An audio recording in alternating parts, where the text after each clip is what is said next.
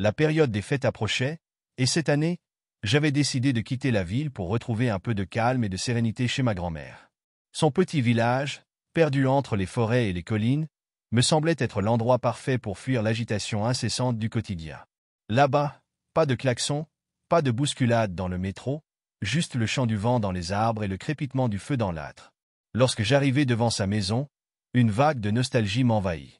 Cette vieille bâtisse de pierre avait toujours été un refuge pour moi, un cocon rassurant où chaque objet portait en lui des souvenirs d'enfance. L'odeur du bois brûlé, du pain frais et de la cannelle flottait dans l'air, et le sourire chaleureux de ma grand-mère m'accueillit dès le seuil franchi. « Mon chéri, tu as fait bonne route? Tu dois être fatigué. Entre vite, il fait froid dehors. » Son étreinte était douce, comme toujours. J'aimais ces instants simples où tout semblait figé dans le temps, où rien ne comptait d'autre que le moment présent. Nous avons dîné ensemble, partageant une soupe chaude et du pain croustillant, tout en évoquant les souvenirs du passé. Grand-mère riait doucement, me racontant des anecdotes sur mon père lorsqu'il était enfant, sur les Noëls enneigés de son enfance. Puis, la fatigue commença à me gagner. « Tu devrais aller dormir, mon chéri, il se fait tard, » dit-elle en posant sa main ridée sur la mienne. Je montai à l'étage, retrouvant ma chambre d'enfance avec un pincement au cœur. Tout était resté intact, le vieux lit au drap épais, l'armoire en bois verni, la petite lampe en porcelaine posée sur la table de nuit. L'atmosphère était paisible, et rapidement, je sombrai dans un sommeil profond. Un bruit dans la nuit. Je ne sais pas combien de temps j'avais dormi quand un bruit me tira brusquement du sommeil. Des pas lourds, traînant, dans le couloir.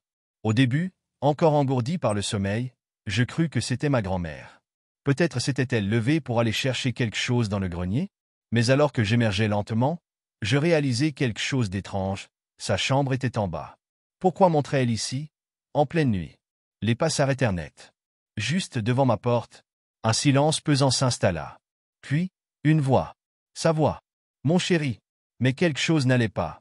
Cette voix, elle était différente. Râpeuse. Distordue. Comme si quelqu'un d'autre imitait le ton affectueux de ma grand-mère, sans y parvenir totalement. Mon cœur se serra. L'instinct me criait de ne pas répondre. De ne pas bouger. Mais la curiosité fut plus forte. Je me levai lentement, mon souffle suspendu, et avançai vers la porte. Mes doigts hésitèrent sur la poignée. J'inspirai profondément et ouvris. Et là, devant moi, se tenait ma grand-mère. Du moins, cela lui ressemblait. Son corps était rigide, comme s'il ne savait pas comment se mouvoir normalement.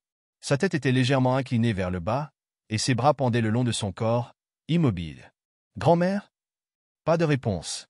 Mon estomac se noua. Quelque chose n'allait pas. Et c'est alors que je l'ai entendu à nouveau.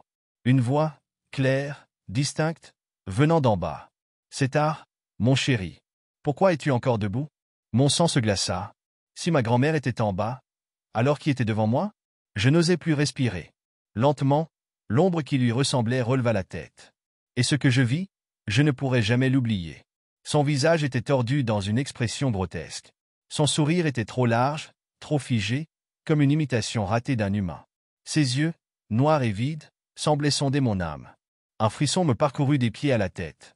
Je reculai instinctivement, mais cette chose fit un pas vers moi. Un bruit étrange émana d'elle, un rire étouffé, comme si elle tentait de reproduire la joie, mais sans y parvenir. La panique s'empara de moi. Je claquai la porte et reculai jusqu'à heurter le mur, mon cœur battant à tout rompre. Je restai là, figé, tentant de calmer ma respiration. Puis, plus rien. Un silence oppressant. Tremblant, j'osai jeter un regard sous la porte. Aucune ombre. Je tendis l'oreille. Aucun bruit. Finalement, après ce qui me sembla une éternité, j'ouvris lentement la porte. Le couloir était désert. Mais l'air semblait différent. Comme si quelque chose l'avait traversé, laissé une empreinte invisible, un froid qui s'attardait encore.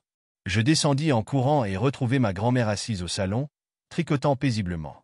Elle leva la tête et me sourit. « Tout va bien, mon chéri ?» Je voulais parler, lui dire ce que j'avais vu. Mais tous les mots restèrent bloqués dans ma gorge. Quelque chose en moi savait. Il ne fallait pas en parler. Parce que cela écoutait, et que si je reconnaissais son existence, alors il reviendrait. Moralité. Parfois, les ombres prennent des formes familières pour mieux nous approcher. Ce que nous aimons peut devenir une porte ouverte vers l'inconnu. Et certaines portes ne doivent jamais être franchies.